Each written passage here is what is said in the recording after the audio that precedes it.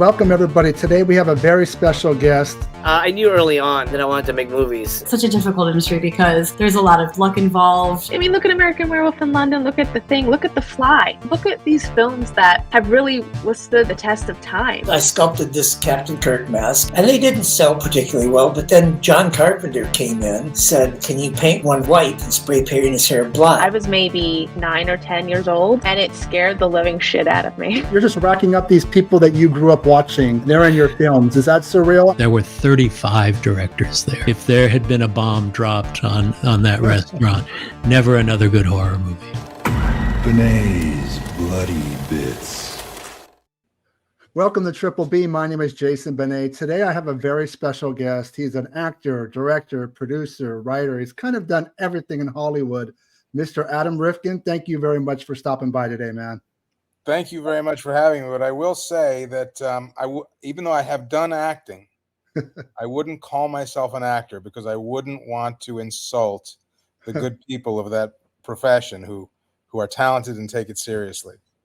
Your Roland Chillerama would say otherwise, but we'll talk about that later. So recently there was a Blu-ray release of your home movies. What are Adam Rifkin's home movies? So it's been released as the Adam Rifkin Film Festival, which is what it was called when I wrote it on the side of the VHS tape when I was a child. And the good folks at Decalogue and Vinegar Syndrome called the entire collection the Adam Rifkin Film Festival. And basically, it's just a collection of all the little movies I made when I was a little kid with my dad's home movie camera. I only ever wanted to make movies when I was a kid. That's all I ever wanted to do when I grew up.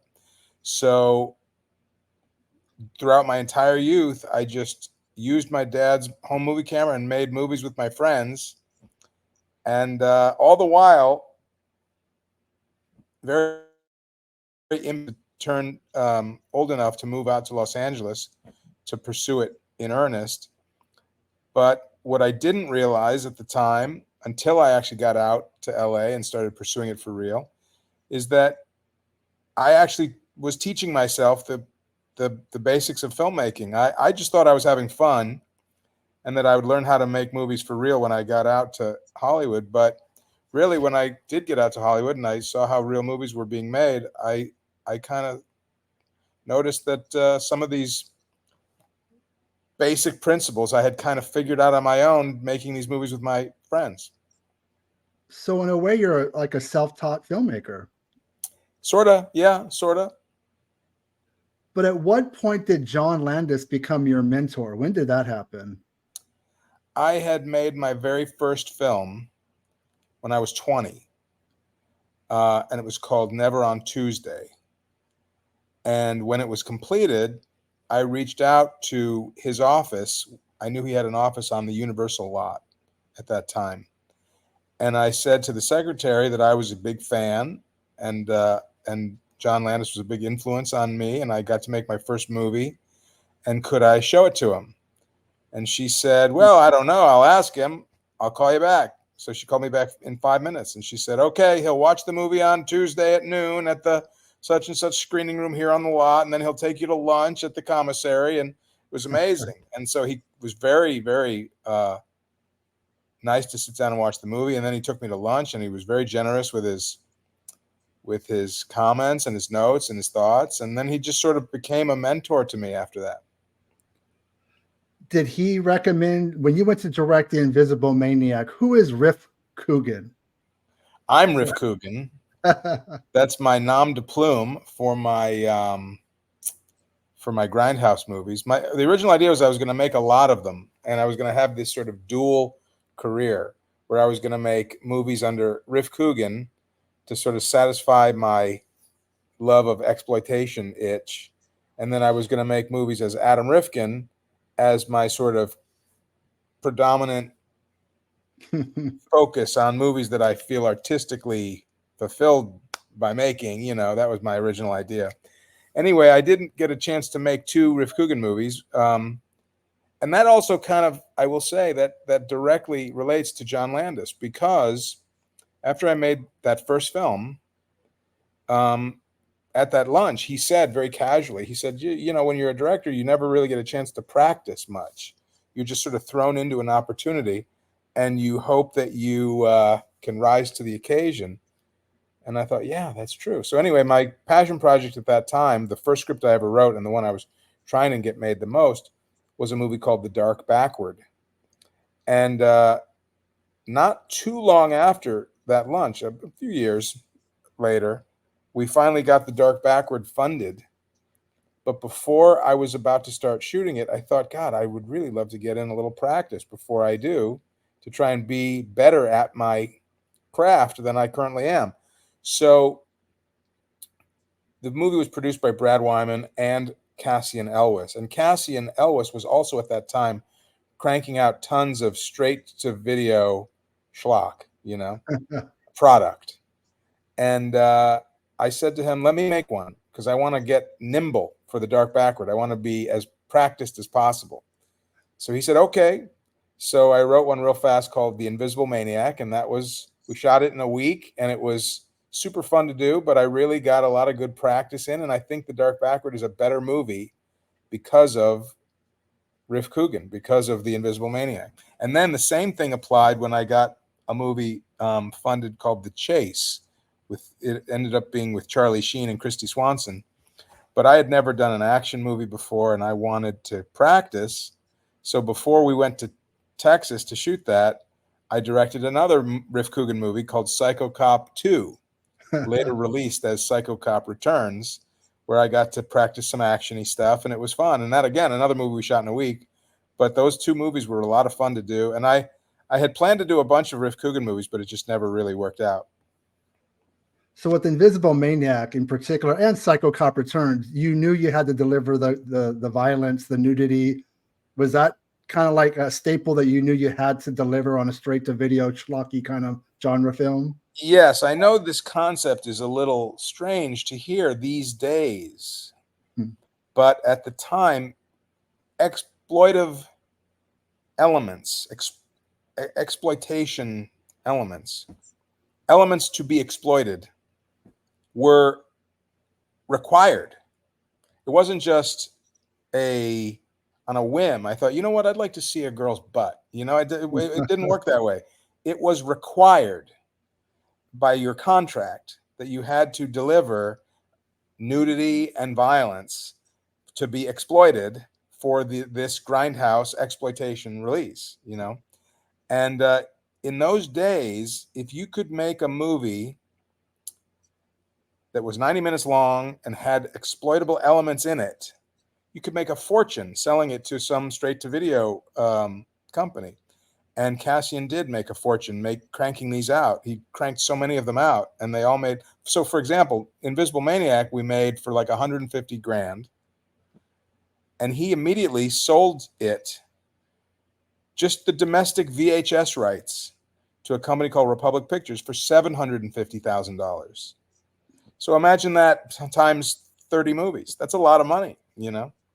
I mean, that's an incredible return on investment. Yeah. And you shot that in a week, but it doesn't look like it. I think a 1 week shoot in 1989-90 is completely different than 2024. It doesn't look like it was shot in a week. You know what I mean? It's a fun movie. It doesn't feel like there's shortcuts. And Thank you. Well, one of the reasons that we were able to get the bang for the buck we got for both those movies is because both of them were set in one location. So we never had to waste time packing up the trucks, driving to the next location, unpacking everything, getting situated in the new location. So with with Invisible Maniac, we were at an abandoned school, which we had total control over because no one else was there. And then, so everything took place in and around that school. And Psycho Cop Returns was shot entirely in and around this office building in Burbank. So we never had to move. A company move is a very cumbersome, time-consuming thing on any movie. But on a little movie where you have a very short schedule, that cuts a big chunk of your shooting day away. So if you can find a location that has all the different elements you need, you can make your movie look pretty good, look pretty big, I should say, because the school had the classrooms, the halls, the offices. It also had living quarters because it used to be like I guess it was a religious school. So I guess nuns and priests used to live there. So there was a church there, and there were apartments there, and so we got everything we needed all under one roof. We never had to move the trucks once. Can we talk about Savannah? I know a lot of people say, "Oh, she was just an adult film actress." Obviously, she died way too young, but I have a feeling you have some fond memories of working with her. If you could just talk about that. Sure. So in The Invisible Maniac, there was a young woman named Shannon Wilsey who played the sort of ditzy blonde. And she was great. She was super sweet. She was very excited to be in the movie. She had a naturally funny quality to her. That sort of ditzy blonde character that she kind of embodied. She was really naturally funny. I subsequently learned, after we had the premiere of The Invisible Maniac, that when the audience would laugh at her lines, she felt bad because she thought they were laughing at her as opposed to with her. But I thought her comedy timing was so good. I was sad to hear that she felt that way because I thought she came off great. And I was hopeful that she would appreciate that the audience liked her. But she, I guess, didn't see it that way. Anyway, she subsequently became an adult film actress of tremendous note. She was she became the biggest porn star of the decade of the 90s. And her name as a porn star was Savannah. And she was going to be in The Dark Backward in a small role, and that ultimately didn't pan out. But I didn't talk to her much after she became a famous porn star, but the little bit that I did, she was still very sweet. And I just felt very, very sad when I had heard that she had, for those who don't know, she ended her own life, and it was very, very tragic. And thank you for bringing her up. She was very, very sweet, very, very funny too. Do you still own the Invisible Maniac standee that you would see in the video stores? I don't. I had two. I had one that so for people who don't know, all right, so when Republic Pictures released The Invisible Maniac in video stores across the country, they created this full-size cardboard standee for the movie, like you would see in a movie theater lobby for a big movie coming up this summer. They put a lot of effort into their straight-to-video release of the movie, which I was, of course, thrilled by, but also a little confused by. But they gave me two of them. So one of them, I opened the packaging and I assembled it, and I used to have it in my house. And the other one, I kept in the packaging, which is a big flat cardboard box, for posterity. And that one just kind of got lost to the hands of time, sadly. And the one that I had set up got, unfortunately, over the years, just beat to shit and barely exists. There's a few little pieces that exist now, but unfortunately, I'm fearful that nobody really ultimately has one anymore, and it's a shame because it was really a cool standee. So now comes your passion project, The Dark Backward. I mean, as you're filming this, are you pinching yourself? Is this real? Because this is kind of where you wanted to be at this point in your career. I was thrilled to get to finally make The Dark Backward, but I did not appreciate at the time. When we shot The Dark Backward, I was 23. I did not appreciate at the time how fortunate I was to have the creative freedom that I had in making that movie. Hold on, let me readjust this angle here. What are we looking at back here? What is that? Oh, those are tapes. Sorry, I wasn't sure what that was. Okay. Speaking of tapes, here's the Adam Rifkin Film Festival, available on VHS in addition to Blu-ray that they sent me a copy of for those who have nostalgia for VHS. Anyway, where were we? Oh, right. I didn't appreciate on The Dark Backward just how lucky I was to have total creative freedom to make exactly the movie I wanted with no interference or compromises or anything. The main reason that we had that kind of freedom is the movie was very low budget and we had big stars in it. So Judd Nelson was a big movie star at that time, most famous for The Breakfast Club, but he did a lot of other movies after that, and his name was bankable. So when he attached himself to the script, that's how we got it funded. And then everybody else we added to the cast just added value to the movie for the distributor who was funding it, which was a company called RCA Columbia, which was a division of Columbia Pictures, which when Columbia Pictures was obtained by Sony, all of those titles now exist in the Sony library now. So The Dark Backward is a Sony title now. But because we had these big stars in this tiny little movie, the company that funded it, RCA Columbia, they didn't even read the script. So they didn't know what we were doing. They didn't care what we were doing. It was a low budget movie and we had all these stars and they were like, go ahead and make your movie. Of course, when they finally saw the movie, they hated it. But prior to that, they just gave us total freedom. But then by the time they saw it, it was done. So, and it got a little, art house release, and it did pretty well on the art house circuit. We got some great reviews and some horrible reviews. And the distributor, a company called Grey Cat Films, which no longer exists, but I was excited at the time because they had released Henry Portrait of a Serial Killer earlier. So I was excited about working with them. Anyway, in their ads in the newspapers, they would say, best movie of the year, New York Post, worst movie of the year, LA Times, hilarious, I couldn't stop laughing, such and such, terrible, avoided at all costs, so they did great review, bad review, great review, bad review, all the way down the newspaper ad, which was kind of fun. I miss Bill Paxton. Can you please talk about working with him? Well, Bill was one of the greatest guys of all time to work with, and just as a friend, we became very close friends. So Bill is who I wanted to play the role of Gus in The Dark Backward from the start, and I just thought he was so funny in Near Dark and in Aliens and in Weird Science, and I couldn't imagine anybody else playing that part. And so at first he didn't want to do it, and then he agreed to meet with us, me and Brad, the other producer, and we all had such a great meeting, and we all laughed, and he got what we were going for with the movie. Then he was like, all right, I'm in, I'm all in. And he was way in. I mean, he just consumed himself with that character, and he was hilarious. But he's also just a great guy, loved film, great filmmaker himself.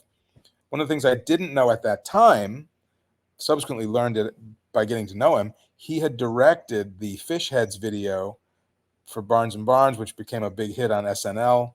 Anyway, he was just a great collaborator and a great guy and a great lifelong friend. And it was such a tragedy when he died. But after he died, I became much closer. Sorry about that. That's okay. That was my alarm to tell me that it's time to do our interview. Oh, that's okay. After Bill passed, I became much closer to his son, James Paxton, who's also a brilliant actor. And James stars in the movie that I just finished, which is a Western. That's awesome, man. Yeah, so it's like keeping Dad's legacy alive, right? Sure. So that Western is called Last Train to Fortune, which I'll talk about later. But it stars James Paxton in the role Bill was supposed to play. That's very cool. Yeah. Now let's get to Riff Coogan Part 2. Now, did you watch the original Psycho Cop before you did, your sequel? Or No. how did you approach it? I never watched Psycho Cop 1. I've still never seen Psycho Cop 1. I didn't have time to write Psycho Cop 2 when that came about. So Cassian also was another, he was also another producer on The Chase, which was the movie I was gonna, about getting ready to make in Texas. And he said, all right. I said, I want to do another Riff Coogan movie. He's like, all right, how about the sequel to Psycho Cop? I said, great. He said, okay, let's go. So I didn't have time to write it.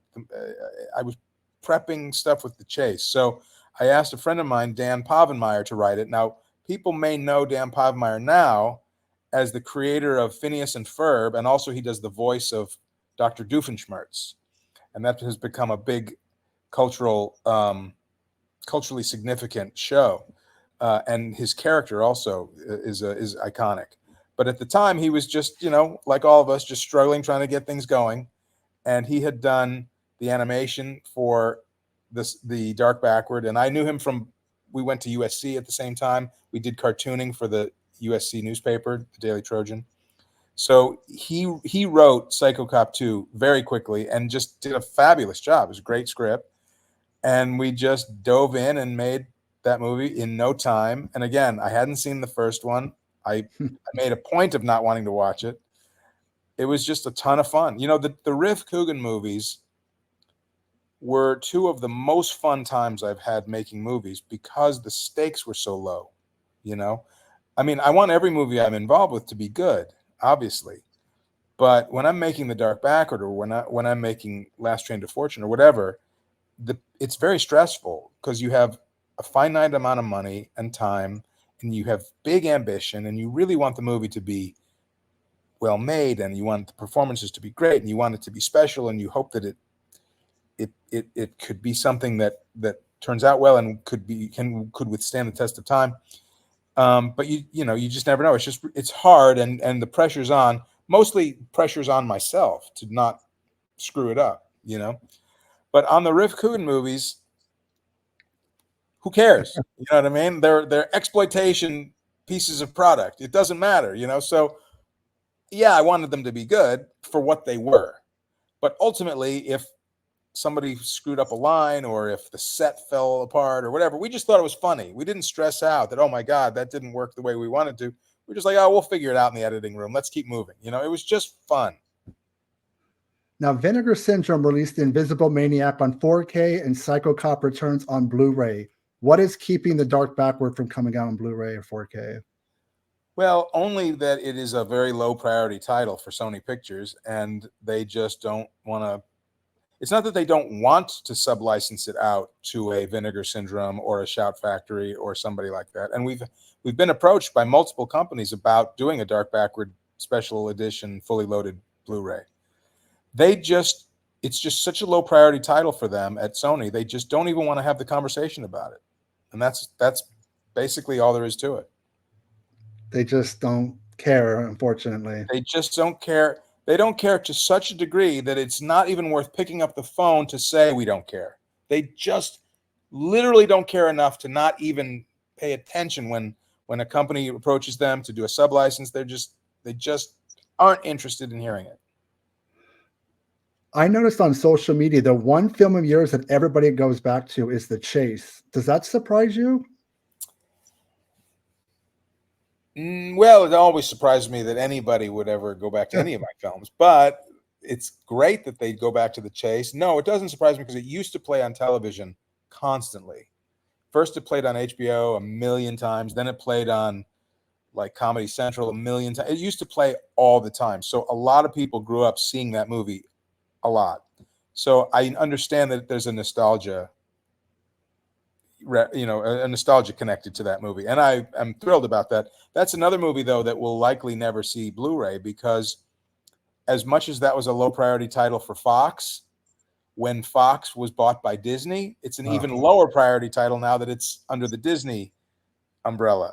So unfortunately, that's another one that just may never get to Blu-ray. Do you think it's possible overseas the licensing can be different, or is it still going to be Disney owned? It is different. The different foreign territories, there are different owners of the copyright in different territories, and some of those territories might be open to a Blu-ray, and I hope so. You know what I mean? But at the moment, domestically, Disney owns it, and they have no interest in exploring anything beyond just ignoring it. And then later in the 90s, you dipped yourself into some television with Bone Chillers. I've never seen Bone Chillers. I don't remember. Was it Saturday morning? When did that play? Saturday morning. They're all on YouTube now, all the episodes. We did a season. It was like a live action Scooby-Doo kind of. It was a bunch of kids who go to a haunted high school called Edgar Allan Poe High, and every week they have to fight the monster of the week. And it turned out great, and we had all kinds of amazing people that worked on the show that have gone on to become really successful. And it was the #1 show in its time slot. But speaking of Disney again, Disney bought the network after the first season, and they canceled every show they didn't own. So Bone Chillers just happened to be one of those shows they didn't own, and so it never got picked up for another season. The network was planning to pick it up for another season, but when Disney bought the network, that was that. It's kind of like Are You Afraid of the Dark Rifkin style, huh? Yeah, very much so. We got great production value. We got all kinds of great actors coming in to do episodes, and it was Linda Cardellini's first acting job that got her SAG card. She's gone on to have a huge career, obviously. So it was really fun, and it was really creative, and I got to work with the legendary Fred Silverman, who was one of the producers of the show. So that was neat. But yeah, unfortunately, unless you grew up during that very narrow window of time and saw it at a very impressionable age, it has no cultural relevance to anyone. But the episodes are on YouTube, and you can find them. They're bootleg rips, but so what? It's kind of that time right before we had DVR, right? Because if you didn't watch it live when it happened, you just didn't see it. It didn't exist. Exactly. That's right. That's exactly right. So growing up in the 1970s, when it came to music, you were either like a Queen fan or a Kiss fan. I'm the Queen fan. You're a big Kiss fan. Can we talk about Detroit Rock City? Sure, let's do. So the way that came about was I was making The Chase, and in the editing room, the assistant and my editor at that time, Peter Schink, I always knew was a massive Kiss fan, right? And it turned out his assistant editor, Carl Dupre, was also a massive Kiss fan. And so while we were in editing on The Chase, Carl asked me if the assistant editor on The Chase asked me if I would read a script he just wrote called Detroit Rock City, about 4 kids trying to get into a Kiss concert in 19 wrong along the way. And I read it, and I thought it was great. It was hilarious, and I said so. And he said, would you ever consider directing it? I said, yes, I'd love to direct it. All the while, I'm thinking to myself, this will never get made. Kiss, they don't exist anymore as the old lineup. You know what I mean? Plus the amount of money it would cost to license the Kiss songs and the Kiss makeup likenesses and to recreate the 70s. It would all be so expensive. There's no way it's ever going to get made. But I'll be positive. Yes, if it ever gets going, count me in. I'll make it. Cut to a few years later, I happen to be dating a woman who's a producer named Kathleen Haas. And she, unbeknownst to me, had joined on a project that she was trying to get going called Detroit Rock City. Now, it turned out, unbeknownst to me, Carl had gotten the script to a producer named Barry Levine, who, previous to being a producer, was a photographer and one of the acts, a rock photographer. One of the rock acts he was famous for photographing was Kiss for years, album covers and all their promotional photos. So he knew the band very well. So he had brought the script to Gene Simmons, and Gene Simmons attached Kiss. They were planning their reunion tour, so he attached all the likenesses because he has copyrights on all the looks, all the face makeup designs. He had licensed to the production the Kiss, the band, the looks, the songs. He would be a producer on the movie as well. And unbeknownst to me as well, they had then met with Kathleen, who comes from the film finance side of producing.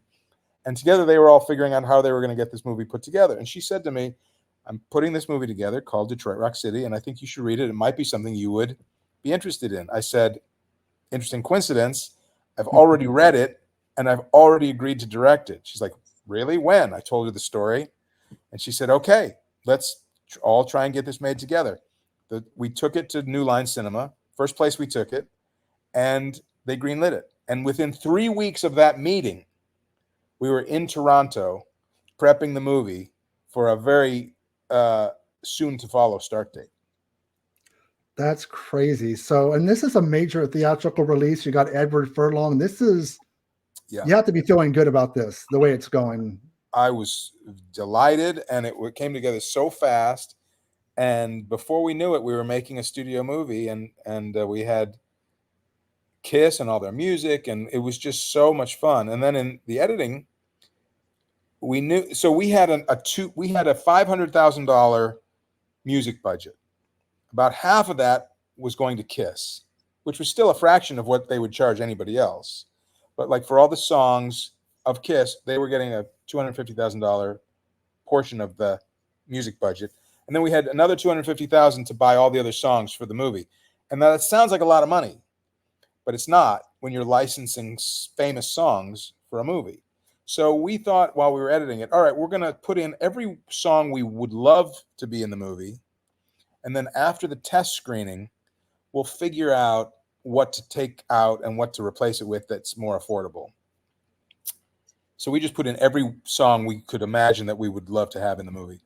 And after the test screening, which went so well, and they got such high scores, Bob Shea, the CEO of New Line, said to Mike DeLuca, the president of production, he said, just pay for all the songs. So because the test screening went so well. So our $500,000 music budget in 1 second became a $2,500,000 music budget. And they just paid for all the songs. I freaking love horror anthologies. And who in the heck came up with Wadzilla, a spoof on Godzilla? For Chillerama, you're working with Joe Lynch, Adam Green, Tim Sullivan. Not just because I had a small role in the film, your episode, but I really think that's the strongest of that film. Can you talk about Wadzilla, which is the image behind me? I hope more people have seen this film. Sure. So after Detroit Rock City, Tim Sullivan is one of the producers of Detroit Rock City. He had been working at New Line, and he was a big Kiss fan, and he and Mike DeLuca went to NYU together. And so that's kind of how Detroit Rock City got greenlit so fast. He was a champion of the project to Mike. Mike was a fan of Kiss, and he saw the value in greenlighting it right away, and then they convinced Bob Shea, and so that's how the movie got made right away. So after making Detroit Rock City, I had this idea of doing this anthology horror movie, and Tim also loved horror anthologies, and so we kind of together created Chillerama. And Tim had an artist that he brought in named Brad. Oh God, I'm so embarrassed that I forgot his name. I'm blanking on it. He's a friend. Anyway, he brought in this great artist named Brad, and Brad Parker. Brad Parker did all these fake movie posters for the pitch deck of the 4 fake movies. And then not long after, we became friendly with Adam Green and Joe Lynch, and the 4 of us decided, let's just all make this anthology movie together right now, and Adam's company would produce it, and we would just all each make one of the 4, and it was fun. It was super fun. I mean, I'm trying to remember, did you write Wadzilla? Yes, I wrote and directed Wadzilla. I mean, I like the fact that it just doesn't play around with what it's about, a sperm that just grows to the size of Godzilla, and you acted in it, and actually your comedy is hilarious. I mean, it's actually, I think it's cheeky. It's supposed to be a fun episode. And I think it really gets the movie going because it's like the opening episode surrounded by the wraparound. I think that, and you got Ray Wise, who I've always loved, and it's just a great. I think when you talk to people about this film, they always go to your episode. Thank you very much. Well, I thought it was a blast to do, and yeah, I always thought it would be a funny idea to have a sperm grow big and, like an old Japanese, monster movie. So it was just the Kyoto brothers created Wadzilla, and people who are genre fans would of course know that they are the geniuses behind Killer Clowns from Outer Space. So it was a blast to make. Yeah. We had the Chillerama premiere at the Hollywood Forever Cemetery, and it was packed. There was like 5,000 people there. It was really fun. And also it played at San Diego Comic-Con too. Correct. Now, have you always been friends with Burt Reynolds before you did The Last Movie Star? No, I had never met Burt Reynolds, but growing up, I was a massive Burt Reynolds fan. Burt Reynolds was like a hero of mine when I was a kid. And I always thought when I was young that Burt would be just the coolest guy to hang out with and be friends with. That was my fantasy when I was 13 years old, that Burt Reynolds and I could be friends one day. Because for people who don't know, Burt Reynolds was the biggest movie star in the world for years. The biggest movie star in the world. Like you ask anybody, who's the biggest movie star in the world today? Some might say The Rock. Some might say Brad Pitt. Some might say Tom Cruise. He was bigger than all of them. Internationally, super famous movie star. And in those days, you know, the television networks, there were 3 of them. So when Burt Reynolds was on the Johnny Carson show, 1/3 of the country watched every time he was on. I mean, 100 million people would see him every time he was on Johnny Carson. So it was his significance culturally is difficult to describe. He was so ever present. And so when I was getting older and making movies of my own, and I always thought to myself, you know, I bet Burt still has it, because you don't lose it. If you got it, you got it. And I thought to myself, you know, I'm going to write a movie for Burt. I never met him, but I'm going to write a movie for Burt where he can remind people what a brilliant actor he actually is. Because his persona, almost to some degree, went against him in terms of, he's a classically trained actor. And we went to he trained in New York under Stella Adler, and Gene Hackman was one of his classmates and roommates, and Rip Torn and all these great actors. You know, Paul Newman and Joanne Woodward took him under their wing when he was a student because they saw this talented young guy that they thought had great potential. Anyway, but because he became so famous for being Burt Reynolds as opposed to being an actor, people didn't take his performances seriously enough. But you look at every Burt Reynolds movie, I don't care how bad the movie might be, he never delivers a false note. He's always spot on. His performances are always great. So I wrote a movie that I thought would be a great swan song style movie for Burt. A movie about an old man who used to be a movie star and now has to come to terms with the fact that his glory days are behind him. And he's invited to this film festival to get this Lifetime Achievement Award. And he's convinced by his friend that it's a prestigious film festival and it's going to help reinvigorate his career. And he shows up only to discover that it's a bunch of film geeks showing movies in the back room of their bar that they work at, and that of all the different movie stars they have invited to receive a Lifetime Achievement Award in the 5 years they've done this film festival prior, he's the only one dumb enough to show up.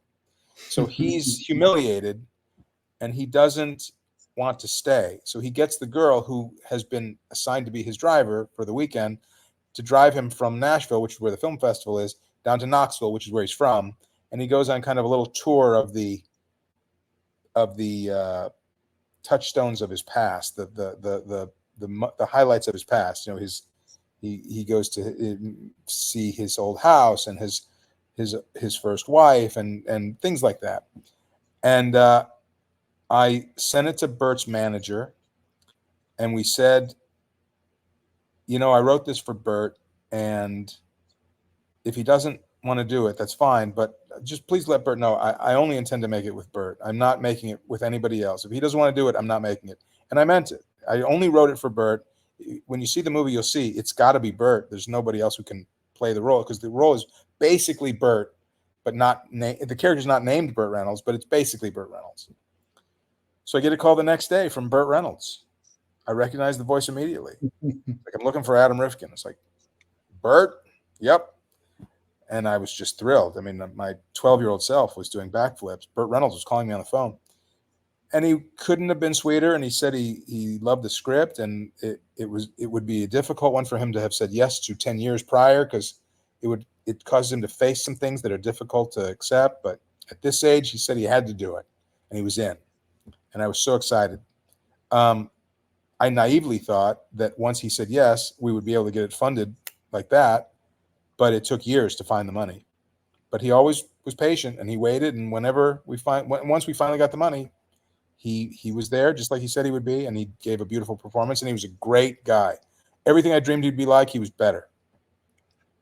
I mean, as a human being, you know he's older. When you're on set, are you just taking everything in like this could be the last movie he's ever in? These could be the last moments that we ever see him, you know, because this is the twilight of his, you know, he's getting older, and, you know, you start to look at things a little bit differently. I can imagine you must have been taking it all in like, I need to remember this because we don't know when we're going to see him again. Well, I was worried every day we were going to kill him. I mean, making a movie when everything goes right is really hard. And it's a lot of strenuous work to star in a movie. It requires a lot of stamina. And Burt at that time had chronic pain from years of being a football player and a stuntman. It all had caught up with him. So his sciatica and his arthritis were terrible. And he was in so much, he never complained, but I could see it. And I just worried every day that he was going to die, that I was going to push him to die. And I would say to him, you know, Burt, I think we got that. We do a take. I was like, Burt, I think we got it. I think we got it. He's like, let's do it again. He's like, I don't know, Burt, I don't want to push you too hard. He's like, I'll go till I drop. And I would worry that like he would drop, but he kept going. And it did get him another role. The movie got him cast in Once Upon a Time in Hollywood as George Spahn, and he was so excited about it. But he sadly passed before they could shoot it. So Bruce Dern, his old friend, stepped in and filled in for him. So you recently shot a Western with Malcolm McDowell and Mary Steenburgen. I remember them together in Time After Time. What can you tell us about this film? So this is the one that I just finished. And it's a Western. And it was actually written by my mother, interestingly enough. My mom wrote it in 1986. And my mother has always been a writer. She wrote for Saturday morning cartoons. She wrote Smurfs Saturday morning cartoon show and Winnie the Pooh Saturday morning cartoon show and a bunch of others. But she was always writing plays and writing screenplays and trying to, you know, pursue that as well. And so she wrote this script as a way to enter a contest. PBS was looking for a Western. And the winning script was going to get produced by PBS. And they said to her that they liked hers the best, but it was too expensive to produce. So they gave the second place movie the big prize of getting it produced. Anyway, so a few years later, after The Dark Backward, when I became friends with Bill Paxton, and Brad Wyman had produced a movie called Disturbed and became friends with Malcolm. And then the Paxtons and the McDowells, both their families moved up to Ojai, California, and they became close. So they wanted to do a movie together. So we all said, hey, you know, my mom's script is about an older British school teacher and a young cowboy traveling across the Old West together. Might be a good one for Malcolm and Bill. And originally it was going to be directed by a director named Lindsay Anderson. And he had directed Malcolm in his first film called If. And If is what got Malcolm cast in A Clockwork Orange. Stanley Kubrick saw If and said, I need that guy. Lindsay Anderson also directed Malcolm in a movie called Oh Lucky Man, which is a classic. And then a third one as part of a trilogy called Britannia Hospital. Anyway, so Lindsay loved American Westerns. He was an old British filmmaker, but he loved American Westerns, particularly John Ford, and he thought this was his chance to do a John Ford-style movie. But sadly, he passed before it could get really going. So we kind of thought the movie was dead. But occasionally throughout the years, it would come back around. And then one thing led to another. I stepped into the director's role. But Bill and Malcolm always still kept wanting to do the movie, and we talk about maybe this is the right time, and it ultimately didn't happen. Another time, and then finally we were talking about it again in 2017, and sadly, before things got any traction, Bill passed away, which was so tragic. But then cut to a few years after that, and we had become very close to Bill's son, James, and we were all having lunch with Malcolm and James and Brad and myself, and we all said, let's do the movie now. and James will play the role that Bill was going to play. And it just, for whatever reason, you just never know why, how, you can't anticipate. The planets just aligned, and Brad found the money like that. It just came together quickly. So we made the movie right away, and we just finished it. And now there's talk of a stoner comedy. Yes, the next one we're going to do is a stoner comedy called Toad.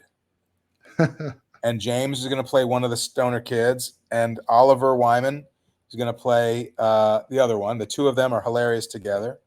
And they go on this odyssey together. It's in the vein of a little bit like Fear and Loathing in Las Vegas, a little bit like Bill and Ted, a little bit like Cheech and Chong. So it's about two slacker dudes who are hired by a kind of a scary guy to deliver a box from LA to Vegas. And they're told, do not look in the box. So, of course, as soon as they drive off the property, they look in the box. And it's got 6 toads in it, 6 living toads. And what they are unaware of is that they are Sonoran desert toads, and they secrete a toxin that, when ingested, gets you very, very high. It's like way more strong than LSD. And in the desert heat, the toads get heat stroke. So these guys have to give the toads CPR. So when they're giving the toads mouth-to-mouth resuscitation, they get dosed with the toxin, and they now go on this hallucinogenic odyssey trying to get from LA to Vegas to deliver these toads. So besides all these films we've talked about, I just want to let people know you also wrote Small Soldiers for Joe Dante, Underdog, Mouse Hunt. You got these family films on top of all these genre films. You really kind of hit all the genres, right, of film. You kind of haven't missed really anything. I like that you're open to, you love film, so you want to make a little bit of everything. Exactly. I love storytelling, and I want to tell all kinds of stories, and I want to tell scary stories and funny stories and big stories and small stories and stories that make you scream and stories that make you cry. I just want to tell all those stories. But I will tell you, being versatile, as they call it, has hurt my career, because Hollywood likes to see you one way, you know? And I have, there's no, you know, I throw no shade at filmmakers who have found their genre and stay in their genre and have perfected their genre. There's nothing wrong with that. You know, when studios want a comedy, they know Judd Apatow is going to deliver them a comedy, you know? But I've just never been like that. But because of it, studios have had a hard time figuring out in their minds what box I fit in, and it has hurt me. But I wouldn't do it any other way, and I wouldn't change anything that I've done so far. I just know that it makes things a little more challenging in a business that's already challenging. Well, thank you for your time. I appreciate the interview. It's always great catching up. It's been a long time since we spoke, and there's a lot to look forward to in the future. People can find you on social media. Easy breezy. They can find me on X, formerly Twitter, at Adam Rifkin. I'm on Instagram at Adam_Rifkin. I'm on Facebook. That's about it. Well, thank you again. I know you're very busy. I will let you go. Thank you, everybody, for watching, and we'll talk to you soon. Take care. Thank you very much, and thanks all.